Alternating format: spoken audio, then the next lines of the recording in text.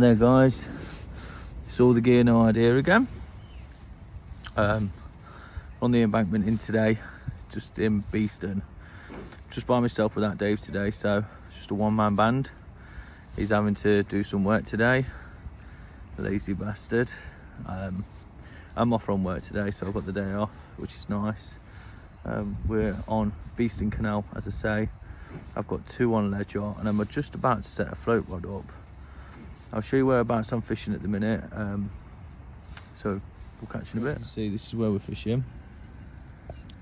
Really weedy there. There's a boat nearby there. I thought this looks really prime because, as you can see, there's loads of like reeds all along that back edge there. So I'm going to get my float rod and I'm going to dab it just all the way along that back edge, and I think it'll be really positive for what we've got to come. The weed line ends right bang there underneath this near a boat. Fantastic. So looking forward to this. Hopefully we should get something out today, even if it's something small. We should have something at least. But yeah, I'll show you how we set it up. Pike setup. How I like to do my pike setup anyway when I'm floating is, got my buffers, my little buffer bees here. So these are my stops that I like to use. I use 60-pound braid, and the reason why I'm using 60-pound braid is if I get caught or snagged, I can bend my hooks. So when I'm on the actual canal or on the Trent, which I do a lot of fishing on there as well, I tend to find that if I get snagged, I can always pull it, and I always know that I can rely on basically that my hooks are going to bend, and that fish isn't going to be in the water, or that dead fish isn't going to be in the water waiting for a pike or a zander or some other fish to come along and take it and basically get itself injured. It's the worst thing ever. So if I can bend my hook and then actually bring my treble out, even if there's no bait on it, it's still a bonus because the hooks aren't in the water, which is absolutely incredible. So, little setup, as I say, I get little buffer beads. So I have these are called stops. So these stop where you float. So you put one of them onto your line, as you can see there. So all you do is you put your line through the hole. Every single one of these will have like a metal thing. So your line goes through the metal loop. I don't know if you can see it there, and then you swing it on basically. Then what I do is I get a buffer bead. Now these come in many different colours. You can buy these all off Angling Direct, to be honest with you. It's where I do most of my shopping. If not there, I go to a place called Walker's, which is in Trow. Really good tackle shop, to be honest with you. Loads of dead bait, really good sales and things like that.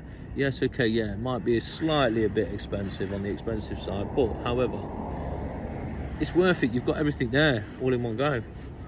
So today I'm using Pike Pro floats. So buffer bead on now, look, as you can see on my line, and then all I do is I just slide this all the way through, the whole way through that big old long float. And this is the same with any float really. Most of your ones that go down the middle, it's the same technique that you use. So that goes all the way down the middle of the float and out the other side. So as you can see now, my float's attached. However, now I need to weight it down. So to weight it down, I'm going to need a weight. Now, most floats will come with some kind of weight system on it. Mine did. So I brought this as a pack basically from off Angling Direct, as I say. So there's my float, as you can see. Yeah. And what this does is that then will go through there now. So this will all go down the middle. Oh, it's come back out again, being a bastard. And there's my weight on. So now I've got my weight, I've got my float, I've got my buffer bead. Now that buffer bead allows me to change the depth so easy. So now what I like to do is just a quick little swivel hack. Now these are absolutely incredible. You can buy these off Angling Direct and they're quick release hook things. So tie it on as normal. I like to do 8 knots, some like to do 6, some like to do 5, some like to do more. And they go through the rabbit hole and through the rabbit hole. Same technique as what I'm going to do here. So I go around my line 8 times. 2, 3, 4, 5, 6, 7, 8. I go through the rabbit hole, and then through the rabbit hole that I've just created again. So, I can't get it through. There we go. Right, before you actually tie it, best thing, spit on it. The reason why you spit on it is it helps the knot develop itself more. I think it makes it stronger, as far as I'm aware. I'm not really sure, but obviously, as far as I was aware, it just makes the knot a lot tighter and stronger, and it seals it a lot better, apparently. So there you go, so there's that one.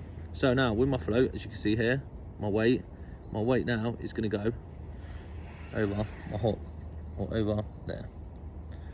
So that's all set up basically. There's your pike float set. So what you can do now is you can start testing the depth using this technique. So leave that like that, and you can go around now and feel where the actual bottom is, which will then give you an indication to how far up you want your float, or how far down you want your float by adjusting your float. Easy enough done. Float for set up. Forgot to mention when it comes to your hook bait now, as you do. So, another good thing, Pike Pro bin, Predator bin, literally incredible, holds all your trebles all together.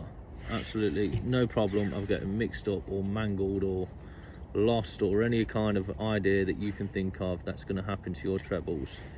So straightforward, all I do is I unclip my trebles, look like this, untangle them, there you go, one treble off. Pike bin goes back on, and that's keeping them all safe, sound, and I'm not getting injured by any of this. So as I say, when it comes to that swivel, the swivel side of things, it's a quick release. So I put my bait on first usually, but I'm going to show you this quick technique. So it goes onto the swivel, and it's got like a rounded end. So on, round, and down. So that's clipped on now. But when I get a fish, what you'll find is that you're taking your rod with you, you're taking your reel with you, you're taking the landing net, you're taking the fish, and you've got all them hooks messing about. So now, with this idea here, is basically, when it comes to unhooking the fish, say if you get one, the thing that I do first is I unhook this. So, I've undone it. This is in the fish's mouth. I can then put my whole rod down, back on its thing, on its rest, and the only thing that I'm going to have to pick up is this and the net. Well, this is going to be in the net really, as you think about it, and it's the only two things that I will have to unhook. Fabulous. Saves you treading on, tripping all over your rods, guys. So when you're hooking your bait, guys, just a little thing, yeah, make sure it's all presentated really, really nice. So I always put one in the back of the headlock and then one in its tail. Back of the tail, really, because it's stronger. So when that's sitting there, it's going to sit absolutely prime. Absolutely beautiful, shining away. Look good tip. So I've been down here now since probably about 10 o'clock. I had absolutely fuck all at the minute. A bit devastated really. I've got hold on, get my dead bait out of the way. I've had absolutely nothing, but we'll keep you updated. As I say, yeah, I've had nothing. It's alright, I had to quickly come off recording. The dog was trying to have me bait away, my dead fish. It's fucking annoying. Still had nothing. I've had a cormorant swinging around, which tells me basically there's small fry around. Usually when you find them about, you'll find that there's playfish for the pike to have. I'm only fishing really, really small bait as well. So the size of the bait that I'm fishing on is literally next to nothing. So even a perch could take that, to be quite honest with you. A small jack, anything. Dead bait around this sort of time is usually the thing. Yeah, it's terrible at the minute. But big shout out to the chocolate brownie Alex, my man. What are you saying? You know, you call him chocolate brownie. So we've got a little thing going off at work, chocolate brownie, because there was somebody that basically walked through a work and had a dump basically on the floor. Chocolate brownie. It's disgusting. Absolutely vile. It's just weren't good. Yeah, I'll give you a shout, let you know how you get on in a bit. Hopefully something's going to happen. If not, I'm going to switch it up, put some oils inside the bait. Got plenty of oils on me today, so got plenty of bait. I might switch it and just change it to a lamprey at some point. So I've got sardine on one, roach on another, and then a small skimmer bream on the other one.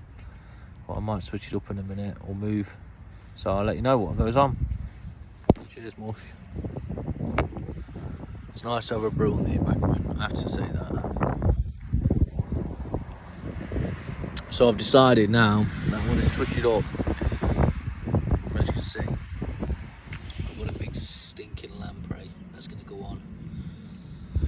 So that's going to be going on very soon, once I finish my coffee. Oh, fresh coffee, can't beat it. Absolutely can't beat it.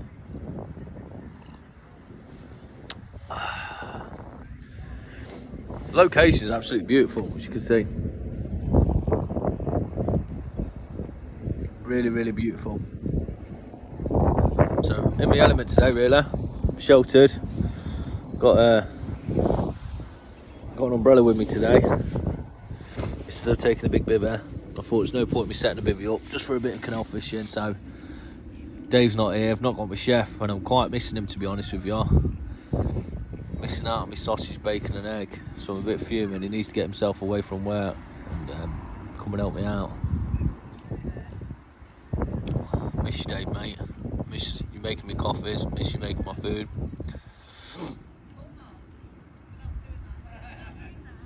Yeah, I am missing you, mate. Hey guys, so I've swapped in my bait. It's now 1 o'clock. Swapped in my bait about an hour ago. Still absolutely nothing down here. Getting a bit pissed with canoe people, to be honest with you. They keep going over my line. They've knocked my rod quite a few times. Beeston Canal is just not what it used to be anymore. I used to fish down here a bit when I first ever come here, and it used to be alright. It's just the lockman at Beeston basically allows all the crap to come through. Which isn't good really. It goes and floats all down the canal. I'm surprised it's not wrapped around the boats, propellers and things like that. There's a lot of debris on the water, a lot of rubbish. The water's really, really murky. It's just really, really not a good fish today. I've hit it in prime locations and where they should be. There's just nothing about it. I've had my float floating down all across the back margin. Tried spinning. And absolutely nothing. The water is dead. Another bloke's just come past, 2 other lads, said that they've been fishing down further stream. It says it's the same thing, constantly pulling rubbish and weed out. It's just not good at all. Yeah, I'm a bit let down by Beeston Canal at the minute. I just think it's a bit, you know, it could be a hell of a lot better, and I think that they're ruining it by keep doing what they're doing. I think they should pull all the rubbish out, to be quite honest with you. It's just rubbish really. What can I say? I'm going to be down here until around about 3 o'clock-ish time, I think, and then I'm going to end up packing up and going on my journeys. But I'll let you guys crack off and I'll catch you soon. Hey guys, made it back home. Got my here fishy t-shirt on. Yeah, made it back. Had nothing at all. A bit of a shame really. It was getting cold, so I wanted to get home and get warm. I'm gonna go for a shower now and get myself all sorted, ready for next time. So I'm gonna get some more skimmers, some roach, and I think some mackerel for next time.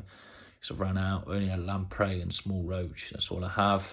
So I'm gonna get some more bait and see where we're heading next time. I think we'll probably be going back to Long Eaton again, San Diego. Probably one of my favourite spots, to be fair, for pike. Really, really good venue. Constantly pulling them out of there. So yeah, game on. See you next time, guys. Take care. Oh, don't forget to subscribe.